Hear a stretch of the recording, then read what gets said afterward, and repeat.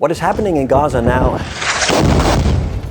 is not out of thin air. It has been a prelude for decades, right? So after the Oslo Accords, there were those who said, okay, we're going to have two states and there's going to be peace and they're going to live together in security and all of that. And it was actually Netanyahu who stepped in and won the elections by saying we need no peace without security. Peace can only come if we have security. And if we get off the Golan, we'll have no security and ultimately no peace. In an escalating war of words, right-wing opposition leader Benjamin Netanyahu urged the Israeli government to shelve plans for a military withdrawal from the West Bank. And ever since, security has been the main mantra of Israeli society. And security could be done by bombs, and later security was done by walls. So the walls were built to keep Palestinians out. And it also had the effect that the Israeli population became more and more isolated. I teach in The Hague International Studies and Politics of the Middle East, and I have Israeli students. And when I talk to them, it is like they live in a bubble. They live in an Israeli bubble. They have never met a Palestinian. They don't know what Palestinians are. They're scared of Palestinians. So there's complete separation of two peoples, whereby one of those peoples, the Palestinians, have been kind of, I always call it, they've been squeezed more and more economically, culturally, politically, and that has led up to the situation where we are now. So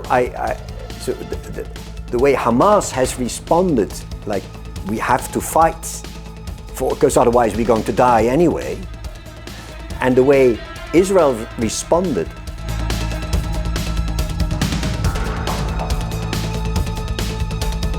I used to be a journalist for a while. I lived in the Middle East, in Egypt and in Syria for a total of 8 years. And I spent half a year in Gaza. And I actually at the time was one of the few or the only Dutch journalist who could speak Arabic.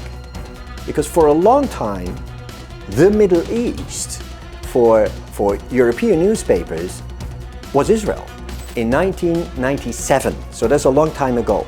And I was there during the first Palestinian elections. I was there as a European election observer, and I spent many months there observing the prelude to the elections. And it was the time right shortly after the Oslo Accords. Security was tight for the meeting in Gaza, the first between the two sides since Benjamin Netanyahu's right-wing government took power in May.